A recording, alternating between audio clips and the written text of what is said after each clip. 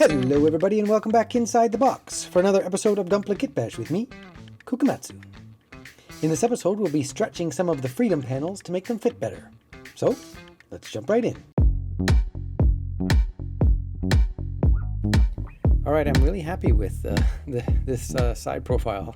The more I look at it, the more I like it. I don't intend to do a lot of reshaping on this project. My last couple of projects have involved a lot of reshaping work, but this one is a bit more kitbash focused. However, looking at this, I do feel like there's a little bit of work to be done in terms of reshaping. I'm thinking that this probably needs to extend down here somewhat, even if I end up leaving that space up there and filling it with some kitbash stuff, or maybe finding a way to put the pilot back in. I do want to extend this shape so that this line goes down this way like that. And then the other piece is this top part. I have considered maybe just filling that with some mechanical stuff or something that kind of matches the collar piece there. But the other possibility is to continue this shape back and then just unify this a little bit more. And I was thinking, since I already had pieces of this kit available, maybe I could take this piece, just sort of cut it off there and fit it in there and then fill the gap, so that it's a nice easy way to fill that space without having to build it from scratch. So let's start with the one that I think is going to be easier, which is the top one, and just decide.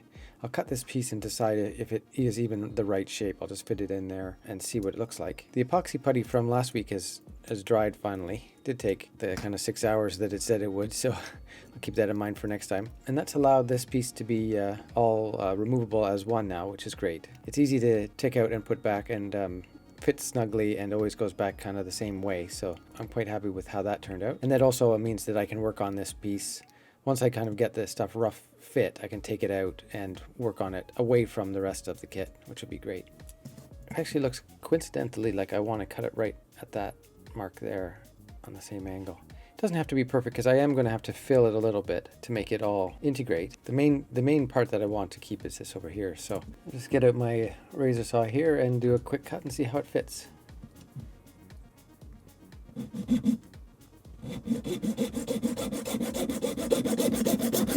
think we're pretty close there. I'm just going to file it to get it to where I want it.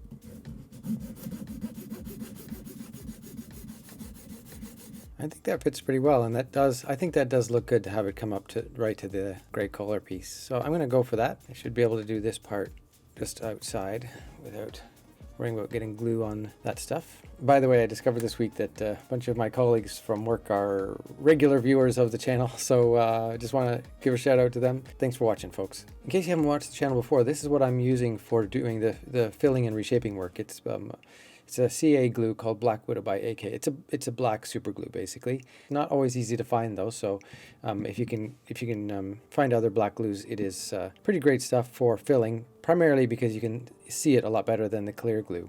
So pretty simple to start. I just need to glue that piece on there.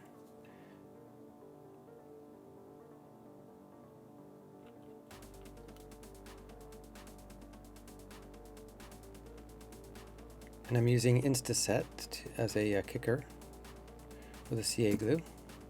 And if you've watched the channel before, you know I'm not a big fan of adding complexity for complexity's sake. So there are some panel lines in here that I'm not a super fan of, so I'm intending just to make this completely smooth.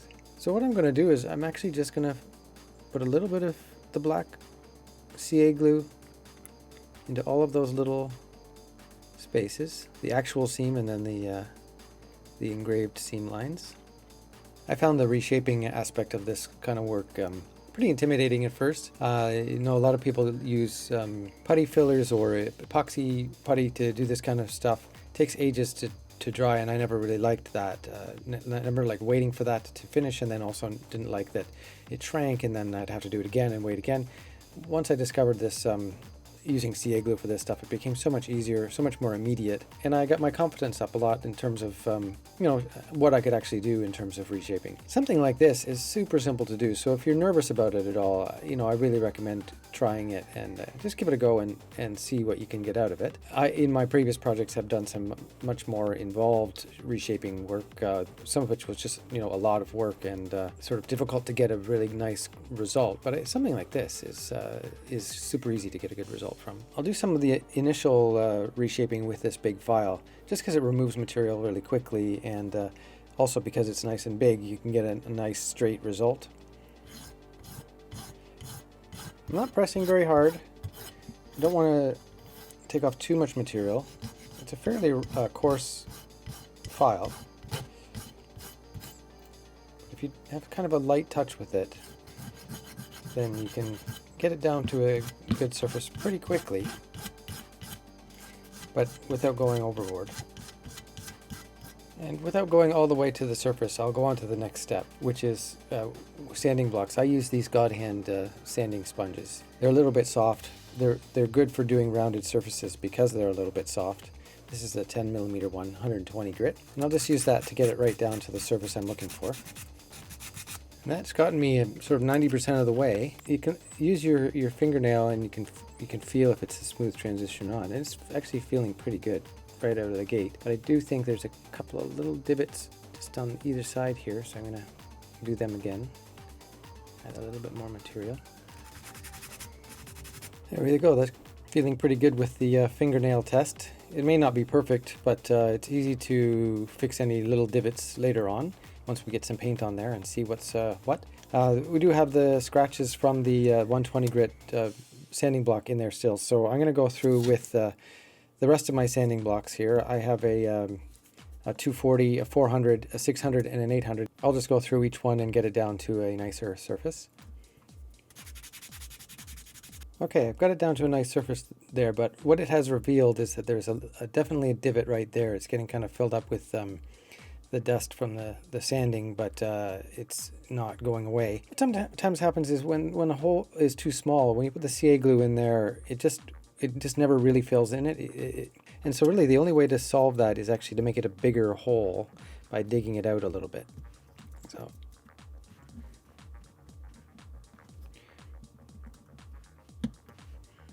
just make it nice and big so that the super glue can get in there. I keep switching between CA glue and super glue, but I'm referring to the same thing each time. I tend to call it CA glue or super glue. There we go, and then we'll just go ahead and once that sets, I'll do the sanding again, starting with the 120 and going all the way down, and see how it looks. And there we go. In about 15 or 20 minutes, we have a brand new extended piece. Yeah, I am pretty happy with that. Okay, well that was the easy part. Now for the hard part. I want to extend this piece down to there. So the question is, how do we do that? What I'm going to try is to build that area out of styrene. Okay, so I think the way I'm going to proceed here is I have this very thin styrene, which I'm actually just going to glue on the outside and start to get a sense of what the shape needs to be. I'm going to make a bit of a mess before I get to a point where it's actually working. So I'm just going to start tacking these pieces on to get the overall shape. Now all of this stuff that is on the outside is actually ultimately going to be sanded away or filed away, but I'm just doing this so that I can get a sense of how it's all going to fit together, and then I can backfill it with thicker styrene after.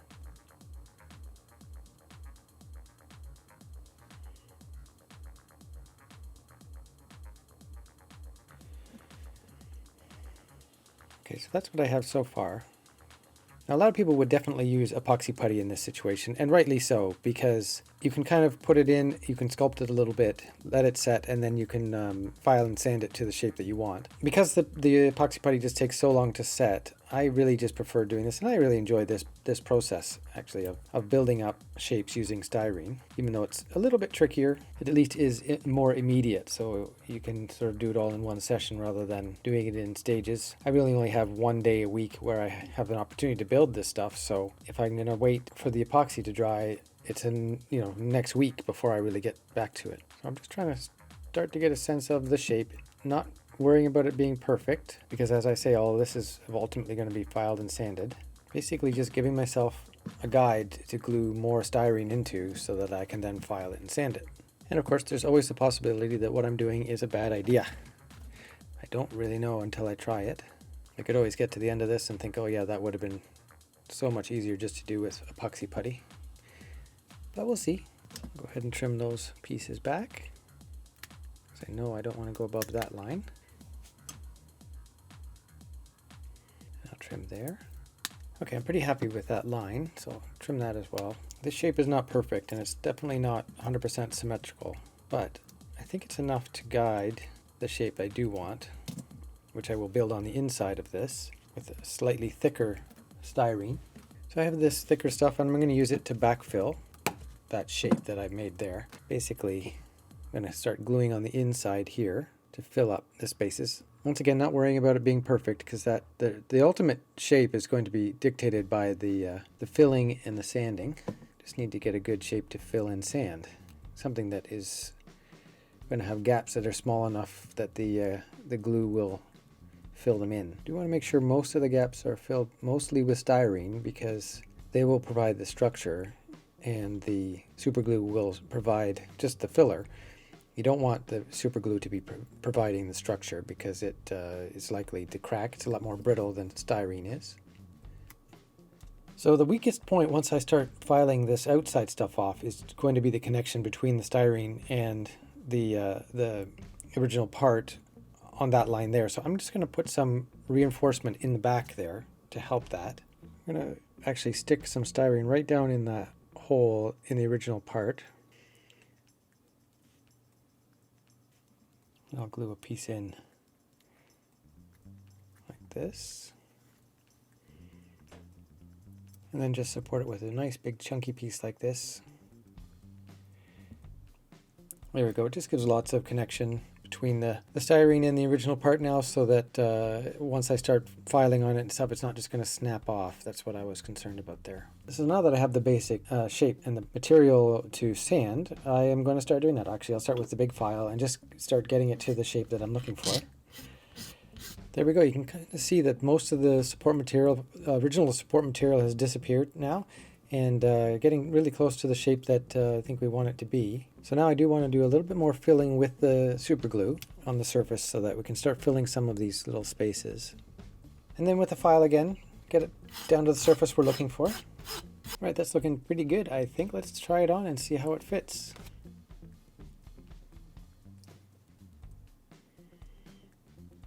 Okay, well, this is what I was a little bit afraid of, is that we do have a bit of a symmetry problem here. It extends out too far on this side. This is a fairly common problem, so I think it's worth really exploring this on camera. When you hold it like this, it looks pretty symmetrical, looks pretty good, Then you get it on here, and you discover that it actually is a bit wider on that side, and starts to interfere with this piece. Whereas on the other one, it fits quite nicely. It is one of those things where it's not too far off, but it's far off enough that it causes other problems. And so I think really the solution is going to be just to do a little more filing on this side, just to get it tucking in a little bit farther. The truth is, it would be shocking if it was right the first time, in a lot of ways. Like, as much as I would love it if it just worked straight first time, I think the thing that I've come to sort of be okay with is that it doesn't usually work the first time when you're just sort of eyeballing it. You just have to sort of take it as it comes, figure out what the problem is, and then try and solve it, rather than just being annoyed that it isn't fitting.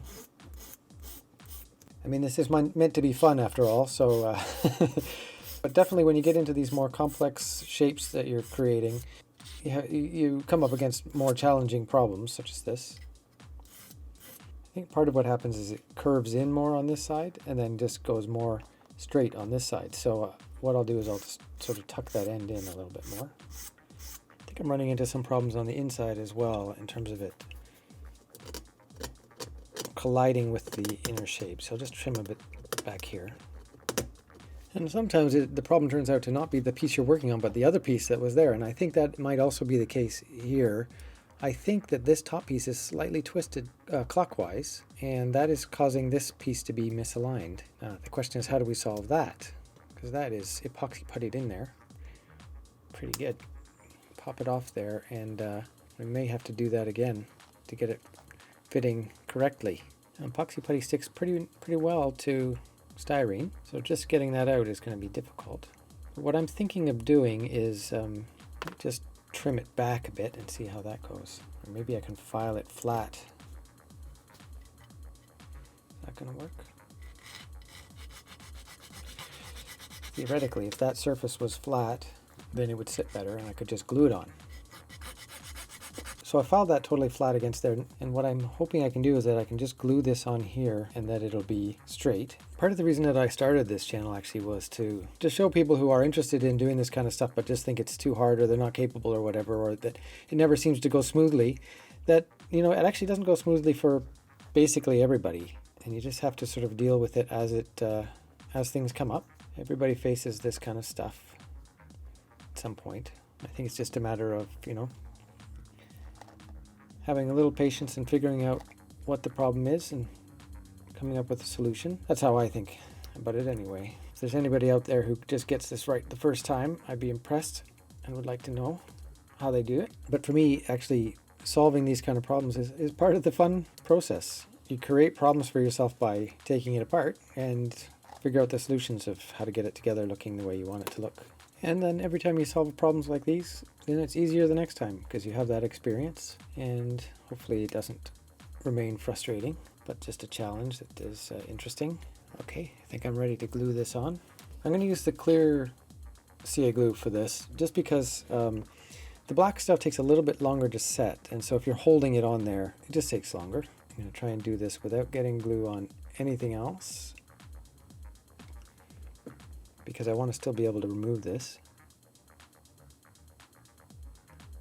Alright, I think that is actually working now. A couple of bumps in the road on the way to that, but I think we got there. And I'm really happy that this is extended up. I think that looks a lot better. And this filling in down here, I think helps a lot.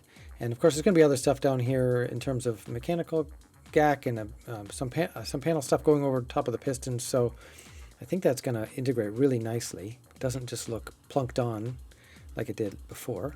So all in all, a good day. I think we're getting there. Thank you very much for watching. That is the end of this week's episode. If you enjoyed the video, I'd appreciate it if you give me a like on your way out, and we'll see you in the next one. Bye-bye.